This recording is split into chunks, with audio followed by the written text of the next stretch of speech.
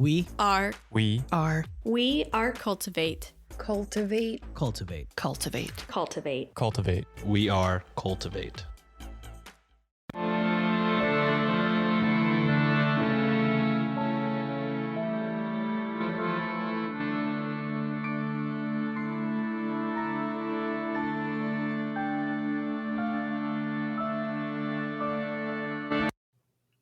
Hello and welcome to Ye Olde Crime, where we discuss the funny, strange, and obscure crimes of yesteryear. I'm your host, Lindsay Valenti, and with me today is a very special guest, Andrew Noone. Andrew is an independent scholar that holds graduate degrees in musicology and art history as a Florence Fellow with Syracuse University. He's also completed the U.S. Department of Education's Keepers of the Republic 3-year history program hosted by the American Antiquarian Society. He has taught courses in the humanities at colleges throughout Massachusetts and is published with Worldwide Books and the Museum of Fine Arts, Boston. A former member of the Worcester Historical Commission, he is a docent with Preservation Worcester. His home borders Greenhill Park, resting place of Bathsheba Spooner. Andrew, I'd like to welcome you to the podcast. Thanks for the invite. So the reason you're here today is to tell us about your book, Bathsheba Spooner, A Revolutionary Murder Conspiracy. And your book goes into a scandalous murder conspiracy that took place during the height of the Revolutionary War. So how did you learn about this story? It had always been fairly well known in Worcester County, less so throughout the state.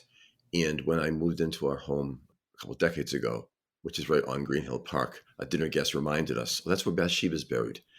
And very little had been published to that point. So I decided to research into it. A couple of years later, a book did come out, but I decided to continue my research, my approach being more of almost a novelistic style, though it's nonfiction, as opposed to a purely academic book. Sure. And as you mentioned in your book, which is a fabulous job, by the way, of painting a picture of kind of what life was like at the time when the divide between loyalists and patriots was kind of at its peak, you start with the history of Timothy Ruggles. Can you tell our listeners a little more about him and how he kind of plays into Bathsheba's story? Sure. He was descended from one of Massachusetts' oldest families from Roxbury, Massachusetts. He set up his legal practice on the South Shore, south of Boston, and later Sandwich on the Cape Cod. He became Speaker of the House, a hero of the French and Indian War, and probably the leading loyalist in Massachusetts. His name today would be well known had he gone on the winning side, but he was a fervent admirer of the king and chose to remain a loyalist. Mm-hmm. Bathsheba was his next to last and favorite child. According to an article in the January 24th, 1904 edition of the St. Paul Globe, quote, "When the War for American Independence broke out, there were few men in Massachusetts more prominent than Timothy Ruggles of Hardwick, a little town in Worcester County, about 25 miles from the county seat. General Ruggles was in the good graces of George II, who granted him the office of Surveyor General, which carried with it a salary of £3,000, or around £376,000 today. The Ruggles mansion in Hardwick was frequently the scene of great festivity." And she had 3 siblings? No, she had 14. Oh, wow. I was way off. She had a lot of siblings. I was thinking about her. Yeah, she had 3 surviving kids. Okay, that's where I got the number 3, because I was like, I know there's a 3 in there somewhere. Yes. So Bathsheba married a man named Joshua Spooner. What can you tell us about Joshua? We don't know a whole lot. He was the son of a Boston businessman. It was likely an arranged marriage. That's not for certain, but it was very common, obviously, Boston families to match up with other wealthy families. Mm-hmm. Her father had established a estate in Hardwick, Massachusetts, about 55 miles west of Boston. And it was likely that she was planning to settle out there anyways. So he obviously had connections to Boston somehow. He had a lot of Boston connections. So it was likely through his Boston network that he ran across the Spooner family. And Joshua was looking for a newlywed, and here she was. Sure. According to an article in the February 14th, 1875 edition of the Yerington Times, quote, "Bathsheba was his beautiful, favorite, willful daughter, and it is strange that he allowed her to marry old Joshua Spooner, much older than herself, and entirely beneath her in every respect." End quote. Another article in the January 24th, 1904 edition of the St. Paul Globe stated, quote, "Spooner was a respectable country merchant of Brookfield, a town some 10 miles from Hardwick. He had a handsome property, but was much older than his young wife. Their tastes did not accord, and they were an ill-mated pair. But whatever the reason for the marriage, she left the great mansion of Hardwick, with its gaiety, in which she had shone brilliantly, and began a life of unhappiness in the Spooner home at Brookfield." End quote. And you mentioned in your book that Bathsheba kind of wasn't your typical 1770s housewife. In what ways was she different from what we today would view as the standard from that time period? Mhm. I think she was a very headstrong person. I think she inherited her father's personality. He was definitely a type A personality. She was very free-spirited, spoke her mind. And Brookfield was one of the more prominent towns in Worcester County at the time, but it's still a town of only 2,000 people. So she must have cut quite a figure there. Sure. And she had the reputation of being kind of the belle of Brookfield until things began to go sour. Yeah. As the Revolutionary War was kind of getting ready to sort of break out, if you will, can you give us an idea of what life would have been like for families who were sort of like divided on their political leanings? Sure. So it's a common story. She had brothers and sisters who were pro-American or divided between pro-American, pro-loyalist. Her father had the reputation by 1774 of being the most intense loyalist in the state. And she's in an isolated capacity. She's, again, 55, 60 miles from Boston in Brookfield. Her husband is often away. He's a patriot himself. So there's a lot of tension politically and socially given her life in Brookfield. Sure. And according to your book, Joshua took to land ownership as kind of his profession, and the pair kind of appeared to be well off. And so knowing this, what do you think would have inspired Bathsheba to want to kill her husband? I think when she discovered she was pregnant, that set things into a quick motion, I think. So she would have known by January that she was. I think that inspired her to, it was a desperate move. She had to do something fast. She had tried to have him killed a few weeks earlier than that, apparently. But now it went to high gear once Sure. she discovered her pregnancy. So without giving away too much of the book, can you give our listeners an idea of what life must have been like for Bathsheba, kind of following her father's flight and kind of how her relationship with her husband changed? Yeah. So again, she's alone in Brookfield. The Battle of Saratoga is about to take place in upstate New York. The British lose the battle, and the soldiers are prisoners of war and marched to Boston. So there's some escape on the way. Others escape from Boston once they're settled. So there are foreign soldiers roaming the streets all over Massachusetts. She's alone in Brookfield. She has 2 or 3 male boarders as it is already there. Earlier on, she had invited a Scottish soldier way back in November to be her servant in the home. Her husband's often away. Her favorite family member, her father, is by this point moved to Staten Island, where most Tories were. So he's hundreds of miles away. So she's feeling pretty alone, pretty desperate, very frustrated, I think. And she and her husband have apparently never gotten along, or may have had a very brief honeymoon early on in the marriage. Sure.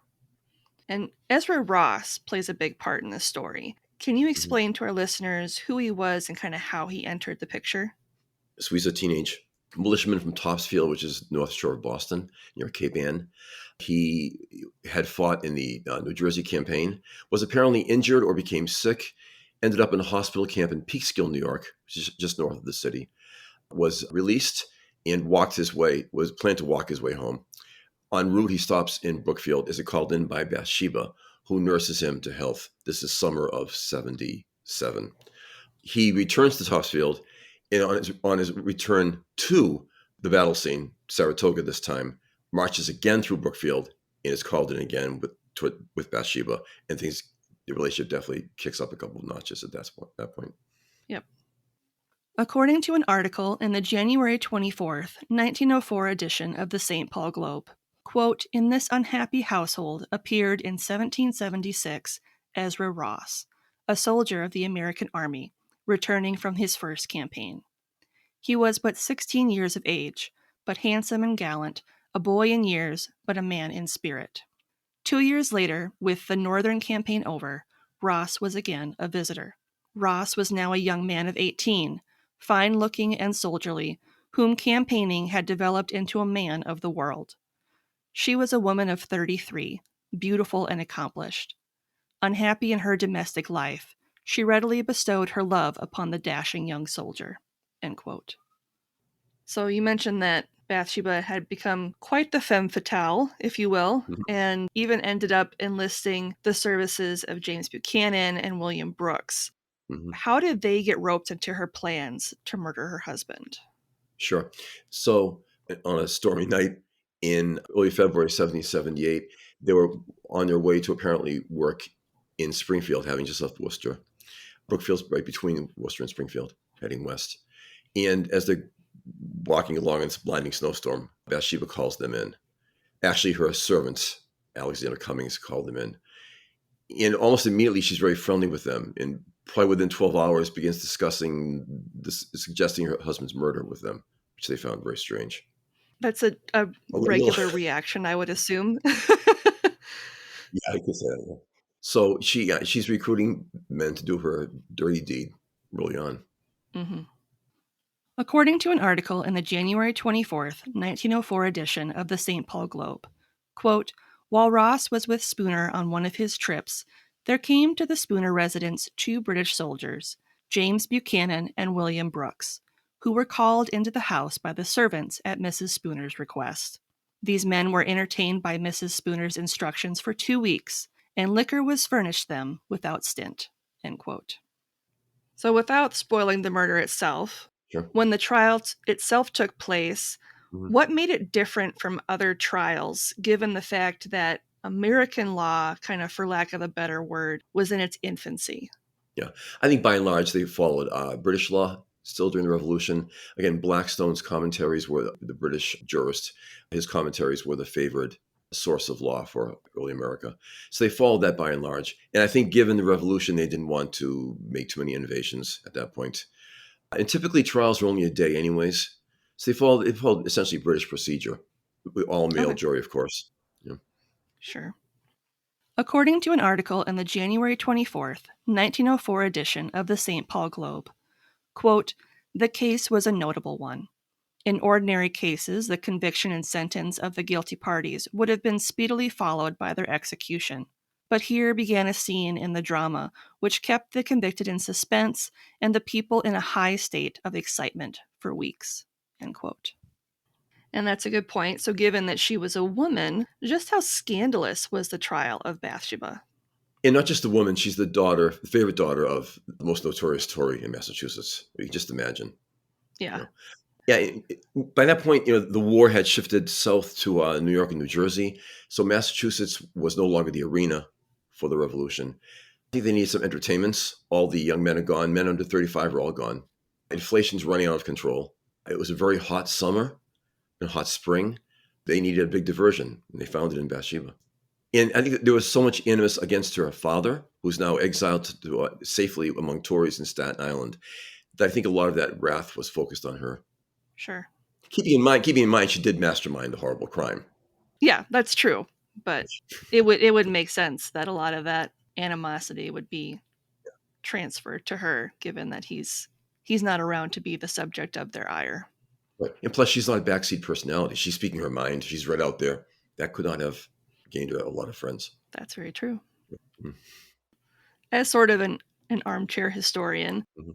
I admire just how much research you were able to conduct and how much information you were able to find for this book. If you don't mind me asking, how did you start your research? Just down the street, a half mile from me, is the American Antiquarian Society, which is the world's largest collection of early American printed matter. 2/3 of all printed matter between early 17th century and 1875 is in that building, more than the Library of Congress. So it was a natural place to begin. And also all the local libraries and historical societies, also the relevant ones, Rutland, Brookfield, Hardwick, they had a direct connection to the story. Massachusetts Historical Society later on, Massachusetts Genealogical Society, Massachusetts Archives, where all the court records were. That's awesome. So now that your book is published, do you have plans to write anything else? Yes, I'm currently researching a new one. Bathsheba's attorney, Levi Lincoln, who's the president's distant cousin, 2 years later took on a slave case from Barre, Massachusetts, and it marked the end of slavery in Massachusetts. Massachusetts becoming, in that case, the first state in the country to end slavery. So her attorney was featured in that prominent slave case. And a book has never really been done on it, so I'm researching that now. That's awesome. Is there anything else that I haven't asked you that you'd love for our listeners to know, either about you or your book? The question a lot of times comes up in the readings I give regarding Bathsheba's sanity. And I always mention that it's impossible for me to consider it 2.5 centuries later, especially, I mean, psychologists can't do it. I can't do it, certainly. But it does raise the issue, given the way she acted and reacted to things. Very feisty, lying constantly, inviting British soldiers into her home, American soldier, having her daughter touch the corpse, saying a lot of bizarre things along the way that had no connection to reality. It seems she at least had a personality disorder. It's probably safe to say that. And today, obviously, I think in a trial, she would have been declared insane, I think. Yeah. I don't think she would have been. She certainly, I don't think, would have gotten the death penalty in any state, I don't think. But things were very different 2.5 centuries ago. Yeah, I would agree with that. It became very clear in her interactions, like you said, not only with the men that she had hired to murder her husband, but also with her own staff and children, that things weren't quite right towards the end. Right. So you're having your husband killed. You're very likely going to be executed. What happens to your 3 kids? Was that a consideration? Exactly. You know? Yeah. Yeah, and it's not like you could easily ship them off to their grandfather, Right. They did stay for a short time with her sister Martha in the same town, Brookfield. And then I believe they ended up with a relative in Virginia. So again, this is a well-off family. They had connections, certainly. But yeah, the decisions she made do not point to a stable personality. No, I would agree. Well, I would like to thank you for joining me today. It has been an absolute pleasure and honor speaking with you. You are actually the first author that I have interviewed for the podcast. So Very good. Thank you, Lindsay. Yeah, I enjoyed it. thank you. And before we go, can you tell our listeners where they can find a copy of your book? Sure. It's at Amazon. Just putting my name in the slot will work. It's also available at 50 or 60 book sites online, Target, Walmart, Books A Million, et cetera, et cetera. So quite a few places are offering it. Awesome. Well, thank you so much again, Andrew. Looking for more content? You can find us online at yieldcrimepodcast.com. If you'd like to see pictures from this week's episode, not to mention bonus content and funny memes, make sure to follow us on Twitter at yieldcrimepod and on Facebook and Instagram at yieldcrimepodcast. On TikTok, of course you are. Follow us at yieldcrimepodcast. If you want a playlist of all our episodes on YouTube, click the link in our show notes or in our link tree and subscribe today for not only a list of our full catalog, but a separate list as well, just of our Can You Crack the Cramp Word segments. If you're interested in ad-free content, consider supporting us with a one-time donation either over on Buy Me a Coffee or our Venmo page, both of which are in our link tree and in the show notes. If you'd like early ad-free content, not to mention some bonus material, become a member of our Patreon today for as low as $1 a month. Got something you want to say? Shoot us an email over at yieldcrimepodcast@gmail.com. We'd love to hear your story ideas, see any gifts you send our way, or if you just want to say hello. We're pretty friendly. Speaking of friendly, if you'd like to have real-time conversations with us, consider joining our Discord over at the Cultivate Network. You can chat with us over at the Old Crimers Cubby, or catch up with any of the other great creators that are part of the Cultivate family of podcasts. Just click the link in our show notes or over on our link tree to get started today. And on that note, I'm Lindsay, and I'll see you next time with another tale as old as crime.